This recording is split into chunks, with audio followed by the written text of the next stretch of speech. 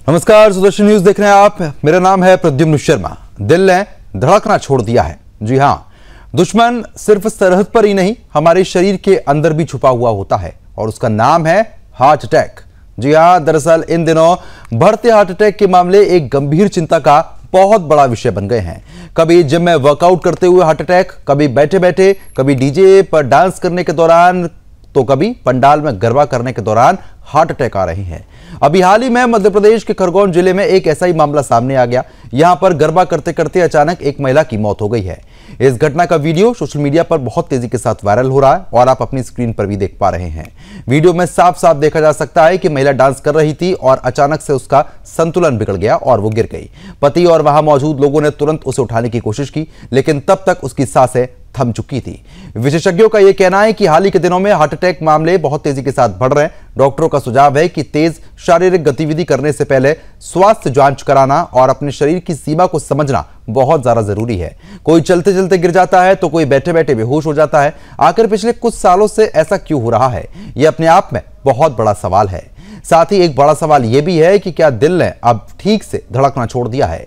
इस खास चर्चा में हमारे साथ कई विशेष अतिथि जुड़ रहे हैं और उनसे हम इन तमाम पहलुओं पर चर्चा भी करेंगे। तो लेकिन उससे पहले हम आपको यह बता दें कि स्थिति इतनी खराब क्यों हो रही है, यह अपने आप में एक चिंता का विषय है।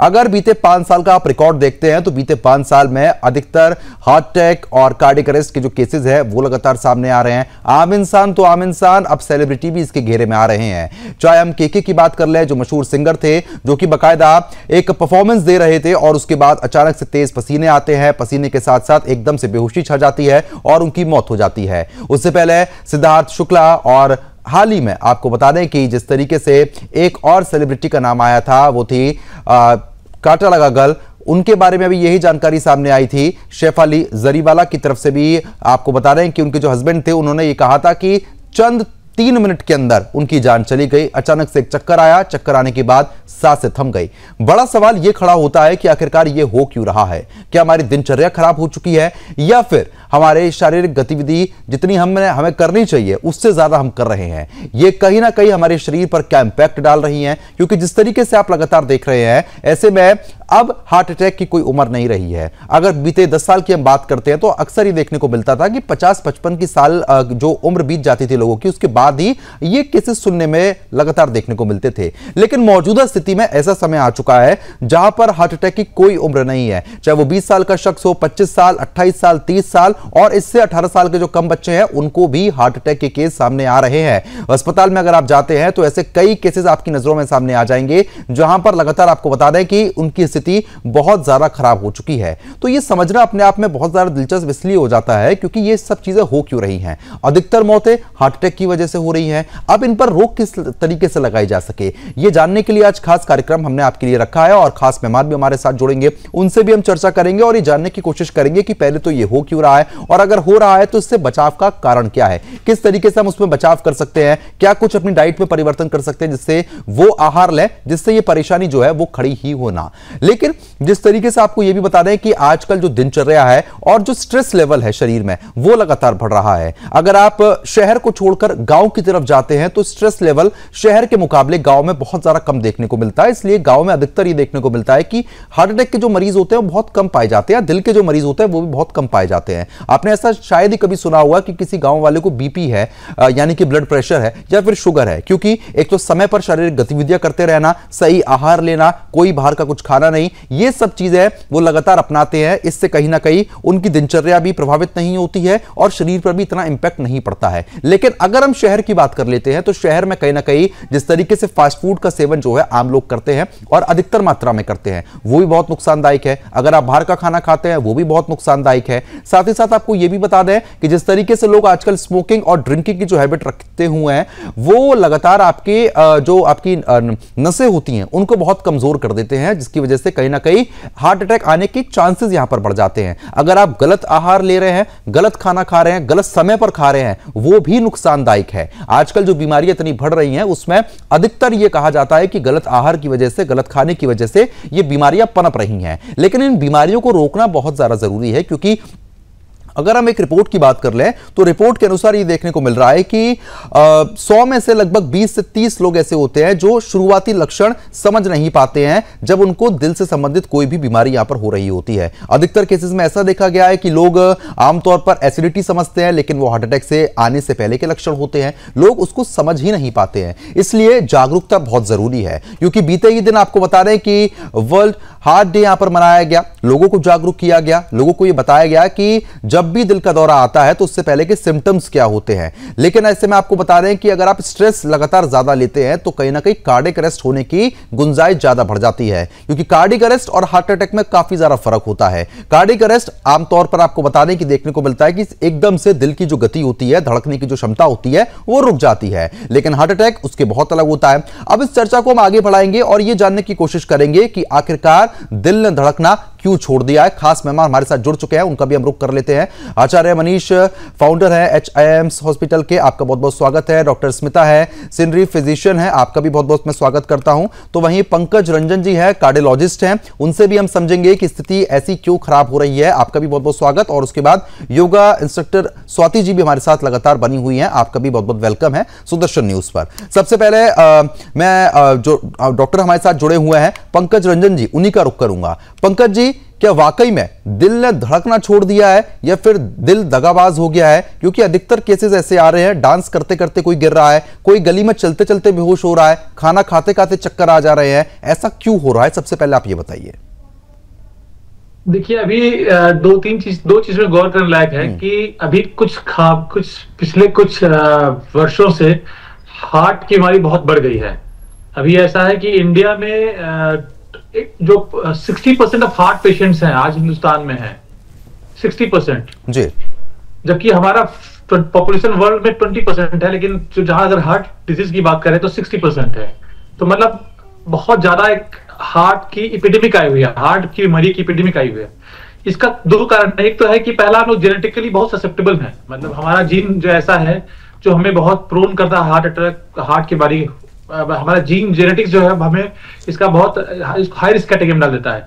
दूसरी बात, हमारा कल्चरल शिफ्ट हुआ है, हमारा डाइट, हमारा लाइफस्टाइल बहुत चेंज हुआ है, ड्रास्टिक चेंज हुआ है। सिंस लास्ट 25-30 ईयर्स बहुत मैकेनाइज्ड हमारा लाइफ हो गया है, हम चलना फिरना कम कर चुके हैं, हमारा खाना बिल्कुल बदल चुका है। पहले हमारे घर में फ्रेश वेजिटेबल्स आते थे, लोग फास्ट फूड का नाम निशान नहीं था, लोगों का स्ट्रेस नहीं था, एक्टिविटी लोग पूरा ज्यादातर काम चल के करते थे, साइकिल से चलते थे। और आजकल वो सारी चीजें बहुत कम हो गई। तो कहीं ना कहीं जो चेंज ऑफ लाइफ स्टाइल हुआ है ना, मेन बेसिक रीजन है अगर देखा जाए तो हार्ट की बीमारी का जो अभी एपिडेमिक आया हुआ है वो हुआ है लाइफस्टाइल चेंज होने की वजह से। मतलब हमारे समय अभी हमारा लाइफस्टाइल बहुत ही खराब है। और ऐसा भी हो रहा है कि लोग ना जिम जा रहे हैं, जिम में भी हार्ट अटैक हो रहा है। लोग पूछते हैं कि अक्सर जिम में क्यों हार्ट अटैक हो रहा है। भाई ऐसा है कि जिम में हार्ट अटैक इसीलिए हो रहा है कि आपका जो करने का, आप जिम जाने का आपका उद्देश्य ही कुछ कहीं थोड़ा सा अल्टर्ड है। क्यों? कि जिम जा रहे हैं, सोच रहे हैं कि बॉडी स्कल्पटिंग करेंगे, वहां पे जो एक्चुअली आपका वहां बॉडी वेट जो एक बहुत युवा में भ्रम है युवाओं में कि आप बॉडी वेट करके आप हेल्दी हो सकते हैं, तो ऐसा नहीं है। जो सबसे ज्यादा फायदा होता है वो कार्डियो से, मतलब रनिंग से, क्रॉस ट्रेनिंग है उस पे, या साइकिलिंग से। तो आप ज्यादातर लोग जिमिंग करते हैं और स्टेरॉइड लेते हैं, तो ये सब सारी चीजें हैं जो कि कहीं ना कहीं जो है अब आपको प्रभावित करती हैं, इसकी वजह से आपको हार्ट की बीमारी बहुत कॉमन हो रही है। लेकिन पंकज जी, मैं आपसे यह भी समझना चाहूंगा कि जो मध्य प्रदेश का एक केस सामने आया जहां पर एक महिला गरबा करते करते अचानक से बेहोश हो जाती है, वो तो शायद स्टेरॉइड नहीं ले रही थी या फिर ऐसी कोई गतिविधि में वो लिप्त नहीं थी जिससे उसके दिल पर इतना जोर पड़ जाए कि अचानक से दिल काम करना ही बंद कर दे। कार्डियक अरेस्ट हो सकता है, मान रहा हूं उस बात को, लेकिन ये केसेस इतने बढ़ क्यों रहे? क्योंकि आपने बताया कि लाइफस्टाइल जो है वो हमारी बदल रही है, लेकिन आज से 5 साल पहले का अगर हम जिक्र करते हैं तो 5 साल पहले भी इतनी खराब स्थिति नहीं थी, लेकिन इन 5 सालों में ऐसा क्या हुआ, बीते 5 सालों में, कि इतने ज्यादा केसेस छोटे बच्चे को भी हो रहे हैं? अच्छा, इसमें ना मैं स्टार्ट करना चाहूंगा गरबे वाली बात से। जो गरबे में, जो मेरे ख्याल से जहां तक मेरी जानकारी है, जो गरबे में सडनली गरबा करते करते एक लेडी का डेथ हो गया ना डांस करते हुए, वो लेडी किसी वो हार्ट अटैक नहीं था, वो हार्ट अटैक वाला डेथ नहीं था। वो लेडी प्रोबेबली किसी कंजेनिटल हार्ट डिजीज सफर कर रही थी, मोस्ट प्रोबेबली उसको HCM कहते हैं, हाइपरट्रॉफिक कार्डियोमायोपैथी, उससे सफर कर रही थी। और उनको पहले भी इवेल्युएटेड थी। ऐसे मरीज को हम वो जेनेटिक बीमारी है, इसमें हम हमेशा सजेस्ट करते हैं कि आप बहुत एग्जर्ट नहीं कर सकते हैं। तो शायद उस महिला को वो बीमारी थी जो कि उसकी फैमिली ने एक्सेप्ट किया। तो इसकी वजह से वो दिक्कत हुआ।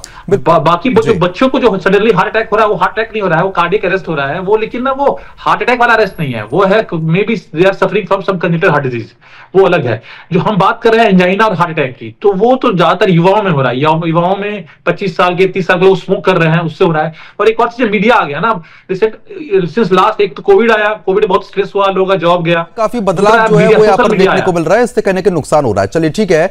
और इसी बीच डॉक्टर स्मिता लगातार हमारे साथ बनी हुए हैं। स्मिता जी, मैं आपसे भी ये चीज समझना चाहूंगा, क्योंकि जिस तरीके से पंकज जी लगातार बता रहे हैं कि लाइफस्टाइल में बहुत बदलाव आ गया है, लेकिन अधिकतर केसेस ऐसे आते हैं कि लोगों को सिम्टम्स आने काफी पहले से शुरू हो जाते हैं, लोग समझ नहीं पाते हैं। इसको भी समझना कितना जरूरी है कि जो सिम्टम्स हमारी बॉडी में आ रहे हैं उसको हम आइडेंटिफाई कर पाए।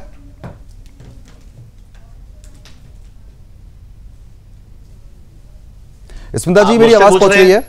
नहीं डॉक्टर स्मिता जी, स्मिता जी आवाज पहुंच रही है?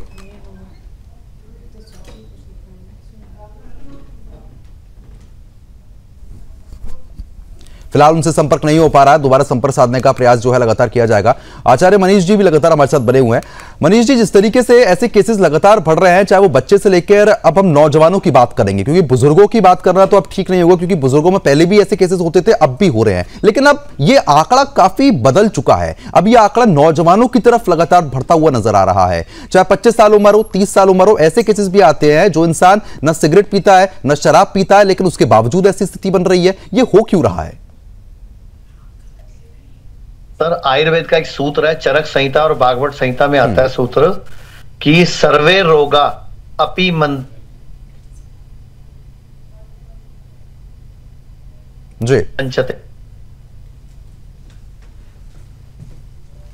चलो ठीक है, संपर्क नहीं हो पा रहा, दोबारा संपर्क साधने का आपसे लगातार प्रयास जो है वो यहाँ पर किया जाएगा। और इसी बीच योगा इंस्ट्रक्टर स्वाति जी भी लगातार बनी हुई है हमारे साथ।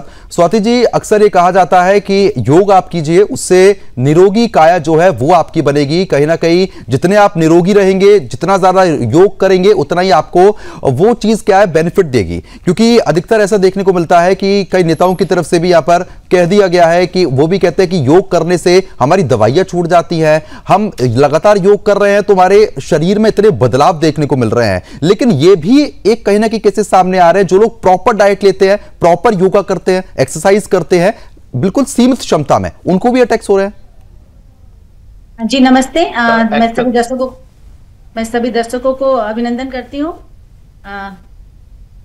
आपने बड़ा अच्छा क्वेश्चन किया। एक्चुअली योग एक ऐसी चीज है ना, योग एक ऐसी चीज है, जब हम योग को करते हैं ना तो हम अपनी बॉडी से प्यार करना स्टार्ट कर देते हैं। और जब हमें अपनी बॉडी से लव होने लगता है, जब हम प्यार करने लगते हैं, तो हमारी बॉडी में जितने बॉडी पार्ट्स है वो हमें रिएक्ट करना भी बताते हैं कि कौन से ऑर्गन्स हमारे हेल्दी और कौन से ऑर्गन्स हमारे अनहेल्दी है। तो मैं इसलिए अगर मैं एज ए योगा इंस्ट्रक्टर मैं सभी को बोलती हूँ कि आप योग से जुड़िए। प्राणायाम्स, ये जो आपने साइलेंट हार्ट अटैक की जो ये भी टॉपिक निकाली है, प्राणायाम्स एक ऐसी चीज है जो आचार्य मनीष जी भी मेरे साथ सहमत होंगे, क्योंकि मैंने काफी वीडियोस भी उनके देखे हैं। प्राणायाम्स करके हम अपने हार्ट को बहुत मजबूत कर सकते हैं। बहुत सारी चीजें हमारे ऐसे प्राणायाम्स में, नाड़ी शोधन प्राणायाम है, ब्राह्मणी प्राणायाम है, जो हमें बहुत हेल्पफुल होते हैं फॉर हार्ट डिजीज के लिए। मेनली है इसमें क्या है कि स्लीपलेस नाइट होती है सभी की, स्ट्रेस तो है ही अभी सभी के लाइफ में। तो साउंड स्लीप हम कैसे करें, सो कैसे पाए अच्छे से, नींद कहाँ से हमारी पूरी हुई। नींद हमें पहले के जमाने लोग थकते थे फिर सोते थे, बट अब क्या है कि वो लाइफ स्टाइल चेंज हो गई है, लोग चाह के भी नहीं कर पाएंगे। तो सोने के लिए बहुत से ऐसे आसन होते हैं, जैसे सब आसन है, भुजंग आसन है, जिसमें आपके चेस्ट के मसल्स पूरे फैलते हैं। तो अगर आपको कार्डियो अटैक भी आ रहा है ना, तो सिर्फ आपको वार्न तो पहले से कर देगा बॉडी आपको कि हाँ आपकी ये प्रॉब्लम आ रही है आपको। तो जब तक हम एक्सरसाइज नहीं करेंगे, योग नहीं करेंगे, हम खुद को कैसे जान पाएंगे। सो दैट हर लोग को 45 मिनट्स, 15 मिनट्स, 20 मिनट्स, जितनी जिसके पास टाइम है, अपने लिए खुद के लिए टाइम निकालो एंड अपने बॉडी से प्यार करो, खुद से सेल्फ लव करना सीखो।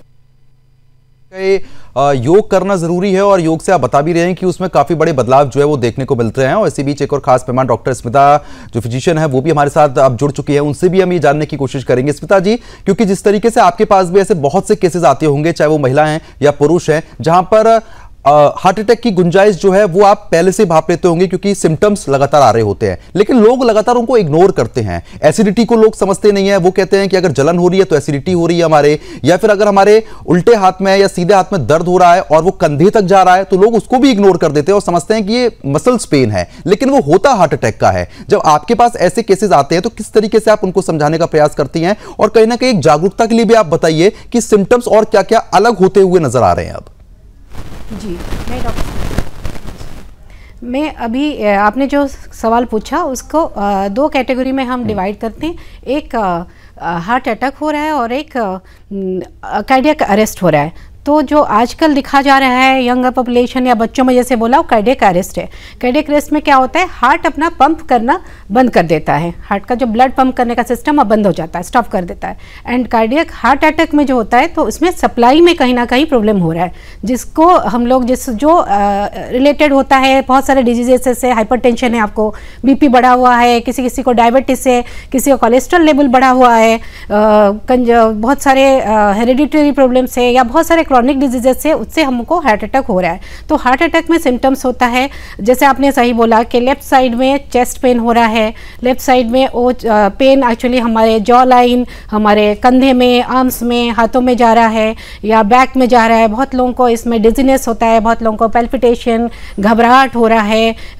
बहुत लोग इसको एसिडिटी या इंडाइजेशन सोच के भी नेग्लेक्ट करते हैं, सोचते हैं कि एसिडिटी है, कोई गैस का टैबलेट ले लेता हूँ ठीक हो जाएगा, तो इसको इग्नोर करते हैं। जनरली अगर आपको चेस्ट पेन होता है और वो रेडिएट होता है, उसके साथ स्वेटिंग हो रहा है, पल्पिटेशन हो रहा है, घबराहट हो रहा है, किसी भी चीज़ों के सिम्टम्स आ रहे हैं, आपको टायर्डनेस हो रहा है, तो आपको अगर अच्छा नहीं लग रहा है किसी भी तरह से, आपको नियर बाई डॉक्टर को तुरंत रिपोर्ट करना चाहिए, अपना ECG निकाल करना चाहिए और डॉक्टर का परामर्श लेना चाहिए। नहीं, परामर्श, बिल्कुल परामर्श लेना बहुत जरूरी है क्योंकि ऐसे सिम्टम्स को इग्नोर नहीं किया जा सकता है। लेकिन कहीं ना कहीं आजकल लोग मेडिकल चेकअप भी बहुत कराते हैं, स्क्रीनिंग कराने का काम जो है वो भी यहाँ पर करते हैं क्योंकि कई सारे उसमें टेस्ट ऐसे हो जाते हैं जिससे कहीं ना कहीं पता लग जाती है। तो आपकी हिसाब से ये चीज बहुत जरूरी आज की जनता के लिए हो जाती है कि स्क्रीनिंग अपनी लगातार कराते रहें। कई टेस्ट ऐसे होते हैं जो कराते रहें जिससे कहीं ना कहीं पहले से उनको एक इंडिकेशन मिल जाए कि आने वाले समय में दिक्कत हो सकती है। जी, स्क्रीनिंग करना बहुत ज़रूरी है, जो आजकल के जनरेशन सब हम इग्नोर करते हैं। अगर मुझे कुछ नहीं है, मैं यंग हूँ, इवन 30s में भी आप देख रहे हैं हार्ट अटैक्स का प्रॉब्लम आ रहा है।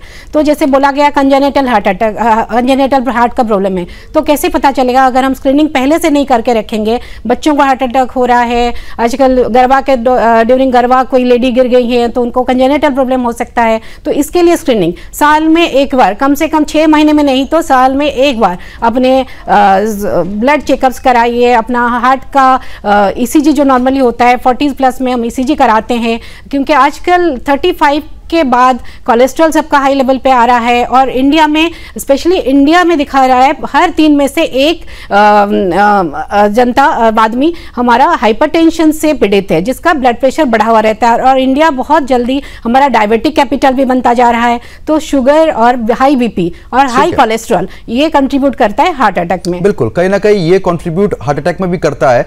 आचार्य मनीष जी भी लगातार बने हुए हैं। मनीष जी, मेरी आवाज पहुंच रही है? आवाज ही नहीं आई। मनीष जी, इस तरीके से लगातार अब हार्ट अटैक क्यों हो रहा है और क्या कारण, क्योंकि प्रमुखता के साथ अभी बने हुए वो तो हमने जानने की पूरी कोशिश की, उसके जवाब भी मिले।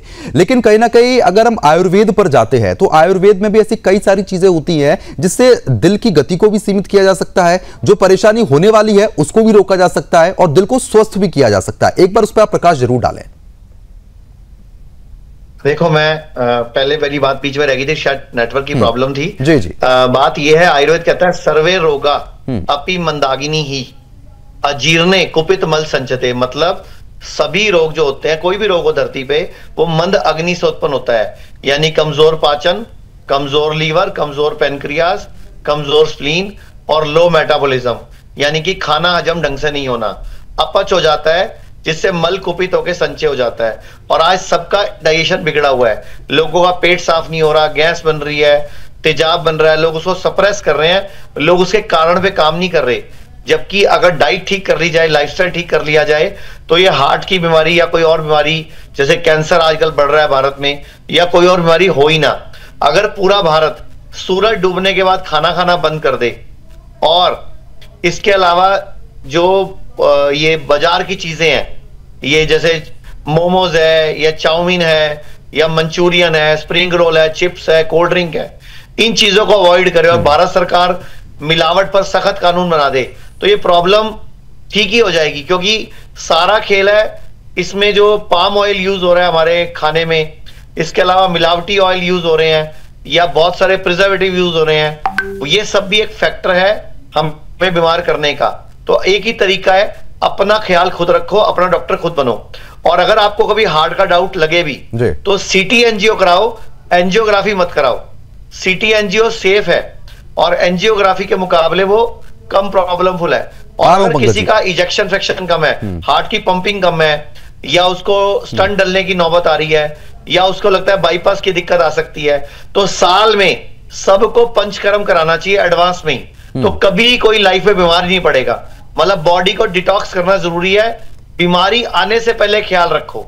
अभी बहुत बड़े जो हमारे डॉक्टर हैं नरेश त्रेहन जी, उन्होंने बहुत बड़े एक चैनल के मंच पे बोला भी था कि हर व्यक्ति को भारत में हर साल पंचकर्मा कराना चाहिए, इस जन्म में अगर बीमार नहीं पड़ना और मौत को भी हराना है तो। ठीक है, कहीं ना कहीं पंचकर्मा कराना बहुत जरूरी हो जाता है। पंकज जी देखिए, अब हमने ये तो समझ लिया है कि हार्ट अटैक और खासतौर पर कार्डियक अरेस्ट इतनी यंग एज में क्यों हो रहा है, क्या कारण है और प्रमुखता के तौर पर कि स्थिति ऐसी खराब क्यों हो रही है। लेकिन अब मैं आपसे यह समझना चाहूंगा, और जो दर्शक हमको देख रहे हैं उनके लिए भी जो जानकारी है जरूरी हो जाती है कि अगर कोई भी नौजवान आपके पास पहुंचता है दर्द की शिकायत को लेकर या घबराहट को लेकर, तो ऐसे में उसको सबसे पहले कौन से टेस्ट ऐसे हैं जो कराने चाहिए, जिससे कहीं ना कहीं, क्योंकि देखिए ईसीजी तो बिल्कुल चाहे एक बार कराइए या 2 बार कराइए, उसकी हमेशा रीडिंग अलग आती है। ऐसे और कौन से टेस्ट हैं जो कराने से आपको यह पता लग जाएगा कि आपका जो दिल है वो स्वस्थ है और नसों में कोई ब्लॉकेज नहीं है? अच्छा, ऐसा है कि अगर सजेस्टिव सिम्टम है, मतलब छाती में दर्द हो रहा है जो कि नॉन लोकलाइज्ड है, लेफ्ट आर्म पेन हो रहा है, सांस फूल रहा है, पसीना आ रहा है, तो अभी एक सर ने बोला कि आप सीटी एंजियोग्राफी कराइए। नहीं, ऐसा नहीं है। एक मिथ है ये कि सीटी एंजियोग्राफी सेफ है, ऐसा नहीं है। आप डॉक्टर की सलाह लीजिए, ईसीजी कराइए। कुछ अगर आपको उसमें पेन हो रहा है, एंजाइना हो रहा है, तो उस समय डॉक्टर कुछ टेस्ट करेगा जिसको ट्रोपोनिन कहते हैं। अगर ट्रोपोनिन रेज्ड है, ट्रोपोनिन ज्यादा है, तो आप नॉर्मल एंजियोग्राफी कराइए। सीटी एंजियोग्राफी का कोई रोल नहीं है। सीटी एंजियोग्राफी का रोल केवल स्क्रीनिंग में है। अगर आपको बीमारी हो रही है तो हमेशा श्रेयस्कर है कि आप नॉर्मल एंजियोग्राफी कराइए। क्यों? क्योंकि नॉर्मल एंजियोग्राफी में दवाई की मात्रा, जो डाई होता है, जो दूसरी टॉक्सिक जो ड्रग है, वो उसकी मात्रा बहुत कम 15-20 ml होती है। और जबकि सीटी, अगर आप सीटी एंजियोग्राफी कराएंगे तो उसमें 150 ml होगा और आपका उपचार भी नहीं हो पाएगा। तो अगर आपको शक है कि हार्ट की बीमारी है, सीरियस है, तो आपको नॉर्मल एंजियोग्राफी कराना चाहिए। सीटी एंजियोग्राफी का कोई रोल नहीं है अगर आपको एंजाइना हो रहा है तो, अगर आप उस बीमारी से पीड़ित हो। सीटी एंजियोग्राफी का रोल केवल और केवल स्क्रीनिंग में है। मतलब कि आप हाई रिस्क कैटेगरी में है, आपको सिम्टम, सजेस्टिव सिम्टम है, लेकिन उस समय कोई सिम्टम नहीं हो रहा है, तब आप उस केस में as a preventive CT angiography करा सकते हैं। उसका भी लिमिटेड रोल है। अगर एल्डरली है, मान लीजिए 50, 55, 60 साल से ज्यादा है, तो हो सकता है कि आपके बॉडी में इतना कैल्शियम हो कि वो सीटी एंजियोग्राफी के लिए यूजलेस हो। तो सीटी एंजियोग्राफी कराना भी है तो हमेशा डॉक्टर की सलाह से कराइए। नॉर्मल एंजियोग्राफी जब भी आपको मान लीजिए सजेस्टिव सिम्टम है, तो किसी भी अच्छे सेंटर में, किसी भी ढंग के जगह में, किसी भी अच्छे क्वालिफाइड डॉक्टर से नॉर्मल एंजियोग्राफी कराइए। नॉर्मल एंजियोग्राफी बहुत सेफ है, मेजोरिटी में कभी दिक्कत होती नहीं है। अगर एंजाइना हो रहा है, अगर मान लीजिए सफर कर रहे हैं आप, पेशेंट हैं आप, हाई रिस्क कैटेगरी में है, तो आप सीटी के लिए पीछे ना जाए, नॉर्मल एंजियोग्राफी कराएं। अगर आपको सिम्टम नहीं हो रहा है, तब इस केस में स्क्रीनिंग टेस्ट में टीएमटी यूज कर सकते हैं, सीटी कोरोना का रोल आता है। लेकिन आपको छाती में दर्द हो रहा है, बैठे बैठे हो रहा है, मिनिमम एक्सरसाइज से हो रहा है, तो नॉर्मल एंजियोग्राफी ही गोल्ड स्टैंडर्ड है। ठीक है, कहना कि वो टेस्ट जरूरी है और वो टेस्ट होना भी चाहिए जिससे हार्ट अटैक से बचा जा सके। स्वाति जी भी लगातार हमारे साथ बनी हुई हैं। स्वाति जी देखिए, अब हमने ये तो समझ लिया कि ये हो क्यों रहा है और टेस्ट कौन से इंपॉर्टेंट यहाँ पर हो जाते हैं, और जिस तरीके से पंचकर्मा का भी यहाँ पर जिक्र हो चुका है। लेकिन मैं आपसे भी अब ये समझना चाहूंगा, और आप एक बार विस्तार से इस पर प्रकाश भी डालिएगा, कि योग में कुछ ऐसी योगा होती है जो दिल की नसों को खासतौर पर प्रोटेक्ट कर पाए या उन नसों को मजबूत कर पाए, क्योंकि अगर ब्लॉकेज खत्म हो जाएगा तो हार्ट अटैक होने की गुंजाइश ना के बराबर हो जाएगी। जी बिल्कुल सही, बहुत अच्छा क्वेश्चन है। बिल्कुल भी है, योग में बहुत से आसन है, ताड़ासन है, त्रिंग ताड़ासन है, हार्ट के बहुत सारे एक्सरसाइज, भुजंग आसन, जिसमें ब्रिज पोज, सेतुबंध आसन, ये सब करने से हमारे चेस्ट के मसल्स ना खुलते हैं एंड ब्लॉकेज रहती है। तो ये पंपिंग भी बहुत सी एक्सरसाइज होती है, पंपिंग करना, जो नस के ब्लॉकेज को खोलती है। दोनों साइड से हम लोग करवाते हैं। बहुत सारे टिप्स होते हैं, पाम को आप अगर आप रब कर रहे हो तो नसें खुलती हैं, हार्ट जो ब्लॉकेज होती है 100% चांसेस है कि आपके ओपन हो जाएंगे।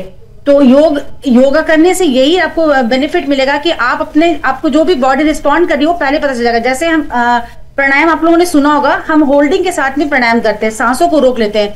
तो अगर आपकी हार्ट में प्रॉब्लम है तो आप सांस को अपने बहुत देर तक ब्रीथ को होल्ड नहीं कर पाएंगे 22 मिनट्स के सेकंड के बाद में। अगर आपकी हार्ट बिल्कुल हेल्दी है तो आप आराम से 40-60 का रेशियो आप रख सकते हैं। तो इसलिए हमारा यही कंसर्न रहता है कि आप योगा से जुड़ेंगे या योगा करेंगे तो आपके चांसेस ही साइलेंट हार्ट अटैक के चांसेस भी बहुत लेस हो जाएंगे। लेकिन स्वाति जी, ये भी देखने को मिलता है कि जो लोग लगातार प्रॉपर योगा करते हैं और अपना पूरा ध्यान रखते हैं, उनको भी ये समस्याएं हो रही हैं। वो और क्या कारण हो सकते हैं? आप रेशो निकालिए, ये सारे जिम के लिए रहते हैं। योगा से बहुत कम लोग बीमार पड़ते हैं। After yoga and before yoga बहुत फर्क पड़ता है। ये जो हमारा हार्ट हमारा अगर मजबूत नहीं है, बिल्कुल वीक है, और हम हेवी एक्सरसाइज करेंगे तो फिर बॉडी रिस्पॉन्ड कर देगी वहीं पे। जो आप लोगों ने सुना, जिस टॉपिक में हम बात ही कर रहे हैं अभी, यही टॉपिक हमारी है कि अगर हार्ट हमारा मजबूत नहीं है तो हम हाई एक्सरसाइज हेवी एक्सरसाइज नहीं कर सकते हैं, लाइट एक्सरसाइज करेंगे। और प्राणायाम बहुत इसमें बेनिफिशियल होता है, बहुत आपको सपोर्ट करेगा, आपके हार्ट को, लंग्स को बहुत सपोर्ट करता है। ठीक है, कहीं ना कहीं वो करना बहुत जरूरी हो जाता है। चलिए ठीक है, आप सभी मेहमान हमारे बिल्कुल कहीं ना कहीं वो जरूरी भी है। पंकज जी, मैं आपसे ये भी समझना चाहूंगा क्योंकि आपने भी कई सारे टेस्ट जो है यहाँ पे बता दिए हैं, चाहे वो ईसीजी हो, इको हो, टीएमटी हो, लेकिन डी डायमर टेस्ट कितना इंपॉर्टेंट हो जाता है? और आप ये बात कहेंगे कि वो हर किसी को कराना चाहिए या सिलेक्टेड लोग होते हैं उन्हीं को कराना चाहिए? लेकिन डी डायमर टेस्ट जो है ना हार्ट अटैक के लिए है ही नहीं। डी डायमर टेस्ट नॉर्मली करते हैं पल्मोनरी इंबोलिज्म के लिए, वही बहुत डी डायमर टेस्ट का एक नॉर्मल सिटिंग में कोई रोल नहीं है। ट्रोपोनिन का टेस्ट है इंपॉर्टेंस। ट्रोपोनिन, अगर आपको छाती में दर्द हो रहा है, डायबिटिक है, तो आप ट्रोपोनिन टेस्ट बहुत सेंसिटिव टेस्ट है। अगर 4 घंटे का पेन है तो ट्रोपोनिन टेस्ट करना चाहिए। अगर वो रेज्ड है, मतलब अगर सामान्य से ज्यादा है, तब शायद एंजियोग्राफी होनी चाहिए। नहीं ठीक है, आपने बताया, आपका ये कहना है कि डी डायमर जो है वो हार्ट से संबंधित ही नहीं है, लेकिन ट्रोपोलिन अगर नेगेटिव आता है, ठीक है, अगर ट्रोपोलिन नेगेटिव आता है और CPK-MB जो टेस्ट है उसकी जो मात्रा है वो भी लिमिटेड है, तो कोई दिक्कत वाली बात नहीं है। तो उसका मतलब ये हुआ कि उस समय कोई हार्ट में कोई इंजरी नहीं हुआ है, लेकिन हाँ फिर भी मतलब हार्ट में इंजरी नहीं हुआ है। हो सकता है कि हार्ट को जाना, मतलब हार्ट सफर कर रहा हो, हार्ट को ब्लड सप्लाई कम हो रहा हो, लेकिन उसकी वजह से इंजरी नहीं हुआ, ये कह सकते हैं। तो उसके बाद अगर ट्रोपोनिन ठीक है, CPK भी नॉर्मल है, तब और भी टेस्ट होता है, TMT करते हैं, TMT करना चाहिए, ट्रेडमिल टेस्ट, कहीं ना कहीं ये टेस्ट इंपॉर्टेंट है। ठीक है, और इसी बीच डॉक्टर स्मिता जी लगातार बनी हुई हैं। स्मिता जी, जिस तरीके से कहीं ना कहीं अब डायबिटिक पेशेंट जो होते हैं उनके लिए भी खतरा काफी ज्यादा बढ़ चुका है, क्योंकि एक तो डायबिटीज से वो लगातार पीड़ित है और दूसरी तरफ डायबिटीज हार्ट की जो बीमारियां होती है उनको भी बुलावा दे देती हैं। कितना कुछ इसमें गड़बड़ झाला जो है वो देखने को मिलता है, क्योंकि कई केसेस लगातार सामने आ रहे हैं ऐसे।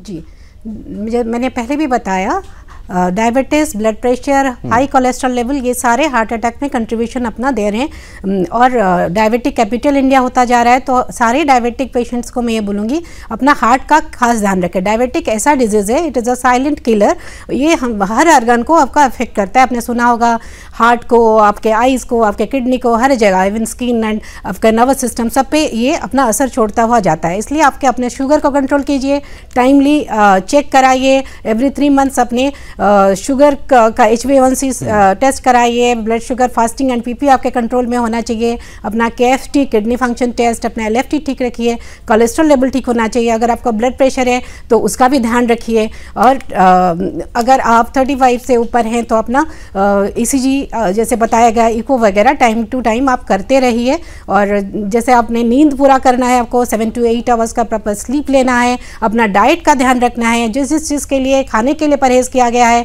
सब चीज का परहेज करना है आपको। और एक चीज है, डाइट के साथ साथ रेगुलर एक्सरसाइजेस करना है। एक्सरसाइज जरूरी है, लेकिन कहीं ना कहीं लिपिड का भी जो आप जिक्र कर रही हैं, लिपिड की समय सीमा क्या होती है? जब कोई परेशानी हो रही है जब भी आपको कराना चाहिए, या फिर एक रेगुलर बेस पे हर 3 महीने बाद, 6 महीने बाद? जी, रेगुलर बेसिस पे ही आपको करना है। अगर आप डायबिटीज से पीड़ित हैं, अगर आप डायबिटिक है, नॉन डायबिटिक पेशेंट्स को तो रेगुलर लिपिड प्रोफाइल्स करना है, रेगुलर किडनी फंक्शन टेस्ट करना है इनको, और अपना शुगर का, जैसे मैंने बोला, HbA1c भी रेगुलर करना है। ठीक है, कहीं ना कहीं ये चीज भी बहुत जरूरी है। आचार्य मनीष जी भी लगातार बने हुए हैं। मनीष जी, जिस तरीके से आपने पंचकर्मा पर जोर डाला कि वो भी बहुत जरूरी, जिससे कहीं ना कहीं निरोगी काया यहां पर रहेगी, लेकिन आयुर्वेद में ऐसी कई सारी चीजें भी और देखने को मिलती हैं, क्योंकि अलग अलग तथ्यों पर आयुर्वेद काम करता है, जिससे कहीं ना कहीं दिल को मजबूती मिले। तो अगर हम आयुर्वेद को अपनाते हैं और आयुर्वेद से दिल को मजबूती देते हैं, तो उसमें क्या क्या चीजें इंपॉर्टेंट होती हैं? देखो, हम लोग अपने हॉस्पिटल्स में पेशेंट को सुबह खाली पेट अर्जुन की छाल, इसके अलावा दालचीनी, तुलसी, गिलोय और ऐसी 4-5 जड़ी बूटियों का काढ़ा पिलाते हैं उकड़ू बिठा के। मतलब हम लोग बोलते हैं बैठना ही उकड़ू बैठ के है। सबसे पहले उनका पेट सेट करते हैं ताकि उनके पेट में गैस बनना बंद हो जाए, तेजाब बनना बंद हो जाए, एसिडिटी ठीक हो जाए, कॉन्स्टिपेशन खत्म हो जाए। क्योंकि अल्टीमेटली आयुर्वेद के हिसाब से, मैंने पहले भी बताया, सभी बीमारियों की जड़ पेट है। और आयुर्वेद कहता है सर्वेषाणाम रोगाणाम निदानम कुपितामला, कि सभी रोगों का निदान एक ही है कि बॉडी में कुपित मल ना रहे, मतलब बॉडी में टॉक्सिसिटी ना रहे, गंदगी निकल जाए। फिर आयुर्वेद का एक सूत्र और कहता है शुद्धो देहा मनुष्य यस्य सजीति वर्षतम, कि देह को शुद्ध रखो और मन को भी शुद्ध रखो और 100 वर्ष तक स्वस्थ सुखी जियो। मतलब मन में भी अपने कोई गुस्सा, द्वेष, घृणा, किसी के प्रति नकारात्मक विचार ना रखो, तो मन शुद्ध रहेगा। और शरीर में भी कोई गंदगी, कोई टॉक्सिसिटी ना रखो। टाइम टाइम पे डिटॉक्स करो, उपवास रखो। जैसे अभी नवरात्रे गए हैं, अभी आज ही हम अष्टमी मना रहे हैं, तो इन नवरात्रे लोगों ने चरात्रे बना दिए हैं। उल्टा ज्यादा खा जाते हैं लोग नवरात्रों में, तो जो कि गलत है। तो नवरात्रों को नवरात्रों के हिसाब से मनाना चाहिए, डाइट ठीक रखनी चाहिए, लाइफस्टाइल ठीक रखना चाहिए, बहुत जरूरी है। और एक बहुत इंपॉर्टेंट चीज सबको बोलूंगा, जिसको भी ब्लड प्रेशर है, डायबिटीज है, डेली 1 गिलास ग्रीन जूस, मतलब हरे पत्तों का जूस, बिल्कुल, जैसे पालक है, मेथी है, उसको पीना बहुत जरूरी है। आप बिल्कुल सही बात कह रहे हैं। ठीक है, तो उससे आपको जो बीपी और शुगर के नुकसान नहीं होंगे, बिल्कुल उसमें कहने की राहत मिल जाएगी। ठीक है, मैं आपके पास तुरंत आ रहा हूं मनीष जी। योगा इंस्ट्रक्टर लगातार स्वाति जी बनी हुई हैं। स्वाति जी, क्योंकि आपने योगा पर विशेष रूप से जोर भी दिया और बताया भी कि योग करने से कहने की दिल को स्वस्थ यहां पर रखा जा सकता है, लेकिन आप एक बार दर्शकों को यह भी बताइए कि 1 हफ्ते का अगर समय हम लेकर चलते हैं तो योग कितने दिन करना चाहिए, क्या उसकी सीमा होती है?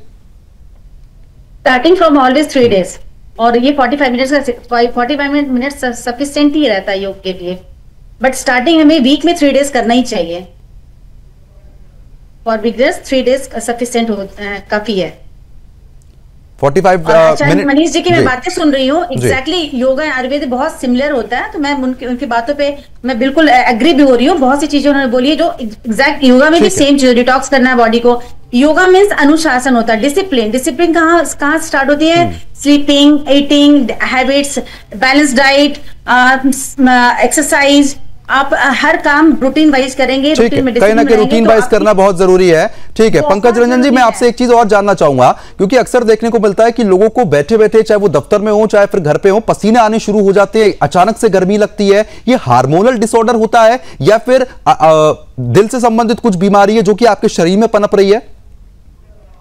ये ना एक बहुत नॉन स्पेसिफिक सिम्टम है कि अचानक बिना कारण पसीना आना। आमतौर पर ये जो पेरीमेनोपॉजल लेडीज हैं उनको हार्मोन की वजह से हो सकता है। अगर डायबिटीज है उनको भी हो सकता है। अगर लॉन्ग स्टैंडिंग डायबिटीज है तभी शुगर का लेवल अगर फ्लक्चुएट करो तो इस तरह चीजें हो सकती है, या न्यूरोपैथी हो रहा तब हो सकती है। हाँ, ये लेकिन ये इंपॉर्टेंट ये भी है कि एक बिल्कुल समय कम है। ठीक है, आपने बताया कि डायबिटिक पेशेंट के लिए खतरा ज्यादा। डॉक्टर स्मिता जी, क्योंकि महिलाओं में चीज ज्यादा देखने को मिलती है कि अचानक से पसीना शुरू हो जाता है और हार्मोनल डिसऑर्डर होता है उसकी वजह से परेशानी होती है। जनरली हार्मोनल डिसऑर्डर्स जो लेडीज़ में होता है, जनरली पेरीमेनोपॉजल, मेनोपॉजल या पोस्ट मेनोपॉजल सिम्टम्स भी ये हो सकता है, जिसमें बहुत पसीना आना, घबराहट होना या पल्पिटेशन होना जनरली फीमेल्स में देखा गया है। या डायबिटीज़ में, जैसे डॉक्टर साहब ने बताया, जब हमारे हाइपोग्लाइसेमिया के सिम्टम्स में ये पसीने आना, स्वेटिंग होना देखा जाता है। जब शुगर हमारा लेवल लो हो जाता है ब्लड में तो बहुत पसीने आते हैं। लेकिन हार्ट अटैक का भी ये एक सिम्टम है जिसमें स्वेटिंग, घबराहट, पाल्पिटेशंस होता है। तो हम लोगों को इसीलिए इसमें डिफ्रेंशिएट करना है। अगर आपको हमेशा पसीना आ रहा है या कब आपको स्वेटिंग हो रहा है, ये डिफ्रेंशिएट करना है। इसको ध्यान रखना है कि किस टाइम में आपको स्वेटिंग हो रहा है और क्यों हो रहा है। आपका कोई अंडरलाइंग डिजीज़ तो नहीं है जिसको आपको स्वेटिंग करा रहा है। तो इसीलिए हमेशा बोला जा रहा है स्क्रीनिंग कीजिए। अगर आप एकदम हेल्दी है तो भी डॉक्टर के पास जाइए, डॉक्टर का सलाह लीजिए। बहुत सारे रील्स से देख के ज्ञान मत लीजिए कि यहाँ ऐसा होने से ऐसा कर सकते हैं, ऐसा नहीं। तो डाइट अच्छा कीजिए, जैसे बोला गया योगा, एक्सरसाइज, ये सब बहुत अच्छा है। लेकिन जैसे WHO ने बोला गया है, नॉर्मल आदमी का 150 मिनट्स का एक्सरसाइज बहुत अच्छा होता है। एक हफ्ते में वो 150 मिनट का एक्सरसाइज कर ले तो बहुत है। ऐसा नहीं कि उसके लिए हम विगोरस एक्सरसाइज करें। अपना कार्डियक स्ट्रेस हमको पता नहीं है कि हार्ट कितना, हमारा लिमिट है हार्ट का, हम कितना एक्सरसाइज कर सकते हैं। जिम के दौरान जिमिंग देख रहा है कि हमारा शरीर बहुत फिट है, बहुत एक्टिव है। फिल्म स्टार्स को भी हार्ट अटैक हो रहा है जो इतना अच्छा डाइट लेते हैं, अच्छा एक्सरसाइज करते रहते हैं, तो भी उन लोगों को हार्ट अटैक सडनली हो जा रहा है। ऐसा नहीं है, बहुत सारा हम लोग इंटरनल अपना ब्यूटिफिकेशन पे ध्यान दें, न कि हम एक्सटर्नल ब्यूटिफिकेशन पे दें। ऐसा नहीं कि जो सुस्त दिख रहा है बाहर से, वो अंदरूनी उसके अंदर सब कुछ हेल्दी है। इसलिए डॉक्टर्स का सलाह मैं हमेशा बोलूँगी, सलाह लीजिए। और जिम में जो खिलाते हैं हम लोग प्री वर्कआउट प्लान्स जो होता है, जिसमें आजकल बहुत दूसरे सॉल्ट्स रहता है, केमिकल्स रहते हैं, सिल्डेनाफिल भी रह रहा है, ह्यूमन कोरियोनिक गोनाडोट्रोपिन भी रह रहा है, ये सब से आप दूर रहे। आपको प्रोटीन्स लेना है, आप प्लांट बेस्ड प्रोटीन्स लीजिए, आपको दूसरे जो खाने के प्रोटीन्स है वो सब लीजिए। लेकिन ये सारे सॉल्ट वगैरह जो भी केमिकल्स मिक्स्ड मिलता है हम लोगों को जिम गोयर्स के लिए, वो मत लीजिए। और सबसे पहले बहुत छोटा सा सवाल, डाइट में क्या बदलाव कर सकते हैं? क्या ऐसे डाइट लें जिससे दिल मजबूत हो? डाइट के लिए आप हरी सब्जियां लीजिए, सारी हरी सब्जियां लीजिए। प्रोटीन इनटेक में आप अगर नॉन वेजिटेरियन है तो नॉन वेज ले सकते हैं आप, और वेजिटेरियन के लिए हम लोग सोयाबीन, सोया मिल्क, पनीर ये सब ले सकते हैं, टोफू, ये सब वेजिटेरियन प्रोटीन्स में ले सकते हैं। और सारे टाइप के ड्राई फ्रूट्स हम ले सकते हैं। और जैसे खाने का सबसे ज़रूरी है कि आप शाम को अर्ली डिनर करें, 7 से 8 के बीच में डिनर कर ले। एकदम डिनर करके सोने के लिए मत जाइए। जिनका ऑफिस पैटर्न अलग है, नाइट ड्यूटीज़ करते हैं, उनके लिए मैं नहीं बोल रही हूँ, लेकिन बाकी नॉर्मल जो हम लोग हैं तो 8 बजे से जल्दी पहले डिनर कर लीजिए। अर्ली डिनर 7 बजे तक कर लीजिए, अगर आपका समय आपको परमिट करता है उसके हिसाब से कीजिए। और नींद भरपूर लीजिए। और एकदम एक लास्ट बात मैं बोलना चाहूँगी, स्ट्रेस फ्री रहिए। और जो गरबा के दौरान हुआ वो मैं बोलना चाहूँगी, एंजॉयबल स्ट्रेस होता है बहुत सा। जैसे पाकिस्तान इंडिया का मैच हुआ, लोग बहुत एक्साइटेड हो जाते हैं, उसमें भी स्ट्रेस होता है, उसी में भी हम लोग को सडन कार्डियक अरेस्ट हो रहा है। ठीक है स्वाति जी, मैं आपसे अब ये समझना चाहूंगा, क्योंकि देखिए पूरी चर्चा हो चुकी है, लेकिन कहीं ना कहीं कुछ योग आप ऐसे बता दीजिए दर्शकों को जिससे वो घर बैठे कहीं ना कहीं एक प्रॉपर तरीके से अपने योग को सफलतापूर्वक आगे बढ़ाएं, जिससे उनका शरीर जो है मजबूत हो। जैसे सभी लोग की बातें मैंने सुनी, सभी लोग का एक ही टॉपिक है, एक्सरसाइज।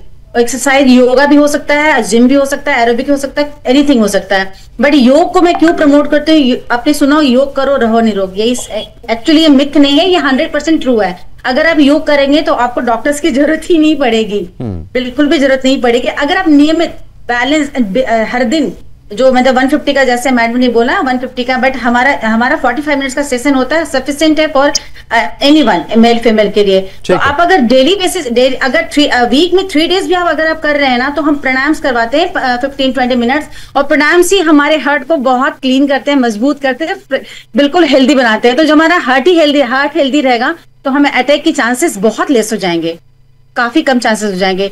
तो मैं सभी को बोलती हूँ, आप प्राणायाम करने के लिए कुछ आपको नीड नहीं है कोई प्लेस की, आप कहीं भी बेड पे बैठ के कर सकते हैं, सोफे में बैठ के कर सकते हैं। तो वो एक होनी चाहिए ऑन विदाउट गाइडेंस। ठीक है, बिल्कुल कहीं नहीं, बिल्कुल गाइडेंस, हाँ ठीक है, विदाउट गाइडेंस नहीं होनी चाहिए वो चीज। चलिए, आप सभी मेहमानों का बहुत बहुत शुक्रिया हमारे साथ जुड़ने के लिए और विस्तार पूर्वक जानकारी यहाँ पर साझा करने के लिए।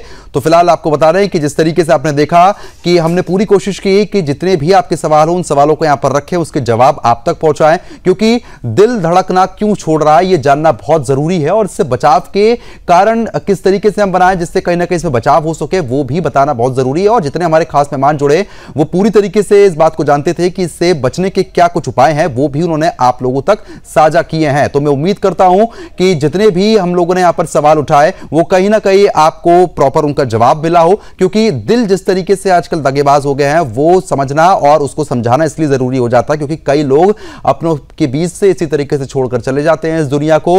और गलती इतनी होती है कि वो सिम्टम्स को भाप नहीं पाते, सिम्टम्स को समझ नहीं पाते। इसलिए ये सिम्टम्स समझना बहुत जरूरी होता है, क्योंकि अगर आप सिम्टम्स नहीं समझेंगे तो आप उसकी अनदेखी कर देंगे और बाद में वो समस्या बहुत बड़ा रूप ले लेती है। अधिकतर ऐसे केसेस सामने आते हैं जहां पर पहले सिम्टम्स आ रहे होते हैं लेकिन लोग उसको इग्नोर करते हैं और उसके कारण बाद में ये होता है कि वो लोग इस दुनिया में नहीं रह पाते हैं। इसलिए योग आप समय पर कीजिए, प्रॉपर डाइट लीजिए, स्ट्रेस फ्री रहना जरूरी, क्योंकि डॉक्टर स्मिता की तरफ से भी कहा गया कि स्ट्रेस फ्री रहना बहुत जरूरी है।